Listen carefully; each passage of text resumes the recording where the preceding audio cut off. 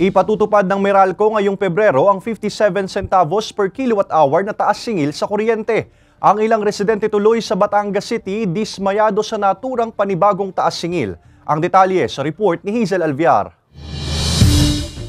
Umaabot sa mahigit 30,000 piso kada buwan ang binabayaran sa kuryente ng printing shop na ito ni Gloria. Pero ang bayarin niyang iyan madadagdagan pa dahil muling tataas ng 57 centavos per kilowatt-hour ang singil sa kuryente ng Meralco ngayong Pebrero. Nagawa na nga raw niya ang lahat ng klase ng pagtitipid gaya ng pagpapatay ng ilaw tuwing gabi kung saan wala na silang customer. Sa araw, wala naman kaming magagawang tipid at talagang gamit na gamit at lalo ngayong summer ay napakainit. Umaabot naman daw sa 7 hanggang 8,000 piso ang binabayaran sa kuryente ni Aling Bessie. Kailangan na rin daw niyang magtipid dahil sa panibagong taas singil. Sweldo na ng isang pangkaraniwang empleyado bago magbukas ng aircon ay pagka yung talagang tutulog na, hindi na pwedeng mag-aircon sa tanghali. Ang electric fan ay isa na lamang din ang bubuksan habang nanonood ng TV. Ayon sa Meralco, tumaas ang bill nila ng kuryente mula sa mga independent power producer. Umakyat rin ang presyo ng kuryente mula sa power supply agreements. Tumaas din ang transmission charge. Nakaapekto rin daw ang paghina ng piso kontra dolya, kaya ang mga tipikal na bahay na kumukonsumo ng 200 per kilowatt-hour kada buwan,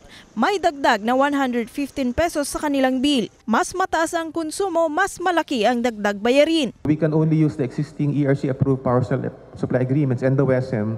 Yan yung pinakamababang presyo based on the current contracts and fuel prices that we have. Kanya-kanyang paraan na nga lang daw sa pagtitipid ang mga consumer. Kung kaya kong bayadan, hindi ako po ay magbabayad. At kung hindi naman po, hindi ako magtitipid.